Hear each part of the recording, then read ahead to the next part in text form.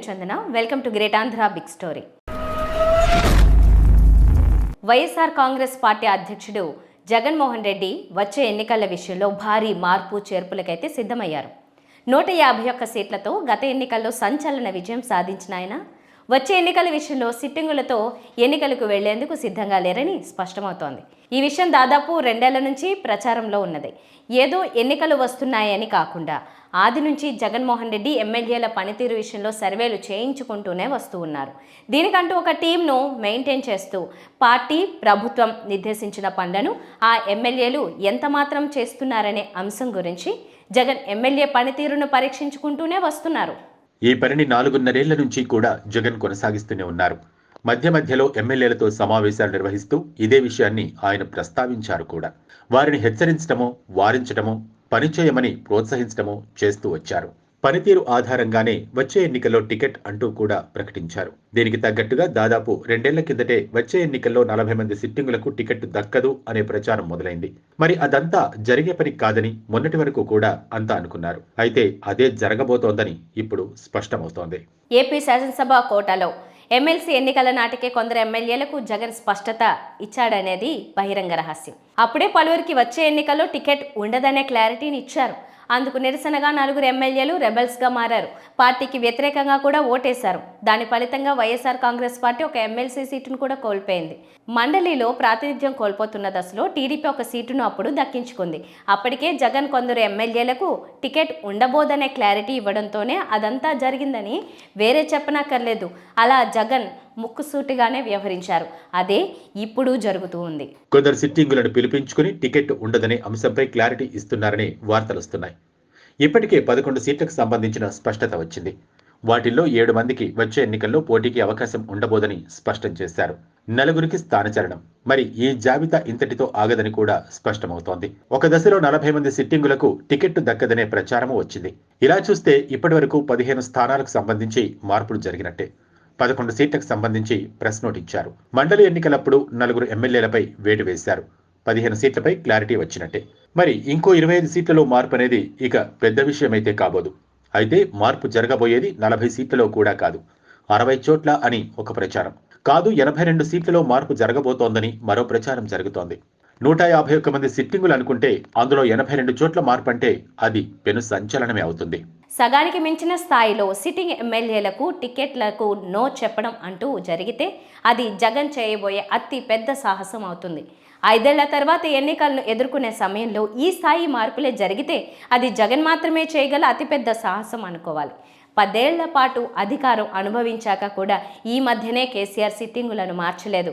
ఒకే దఫాలో 100కు పైగా సీట్లకు అభ్యర్థులను ప్రకటించారు. అందులో 90% పైనే సిట్టింగులు ఉన్నారు.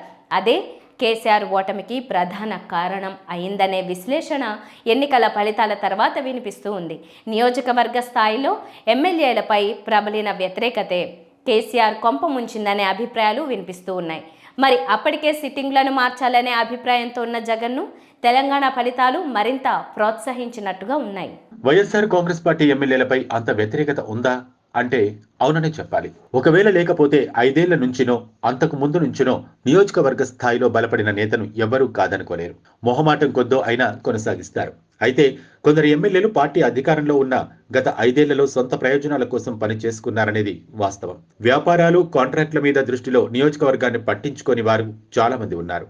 అప్పుడప్పుడు సోషల్ మీడియాలో పోస్టులు పెట్టుకుంటూ ఒక బ్యాచ్ను పెట్టుకుని సోషల్ మీడియాలో జేజేలు కొట్టించుకుంటూ కొందరు కలరింగ్ ఇచ్చుకుంటే మరికొందరు ఈ మాత్రం చేయడానికి కూడా సిద్ధపడలేదు. తమ పనుల్లో తాము బిజీ అయిపోయారు. ప్రభుత్వ సంక్షేమ పథకాల లబ్ధి కలుగుతున్నంత వరకు ఎమ్మెల్యేలకు అయితే ఇబ్బంది లేనట్టే. ఎందుకంటే సంక్షేమ పథకాలకు ఎమ్మెల్యేలకు పెద్ద సంబంధం లేకుండా పోయింది జగన్ వచ్చాక.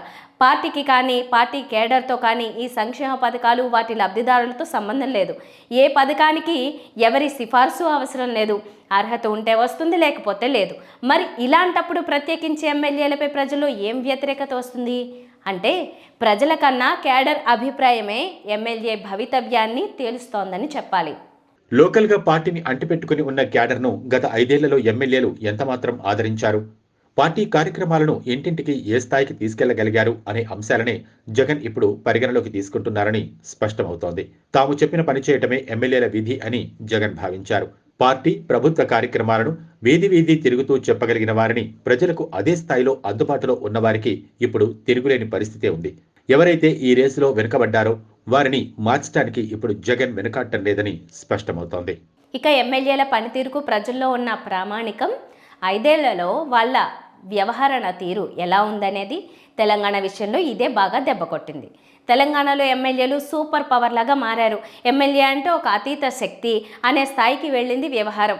ఉద్యమ నేపథ్యం నుంచినో పార్టీ నేపథ్యం ద్వారానో నెగ్గిన వారు తమను తాము సూపర్ పవర్లుగా ఊహించుకున్నారు అక్కడ. అది కూడా 10 ఏళ్లుగా తెలంగాణ రాష్ట్ర సమితి కండువాలు వేసుకున్న వాళ్ళ జబర్దస్తి చూసి జనాలకు కూడా బాగా వ్యతిరేకత పెరిగింది. 10 ఏళ్ళు అనేది అక్కడ కీలకమైన అంశం. వీళ్ల కథ ఇక చాలించాలనేది ప్రజల మనసులో బలంగా నాటుకుంది.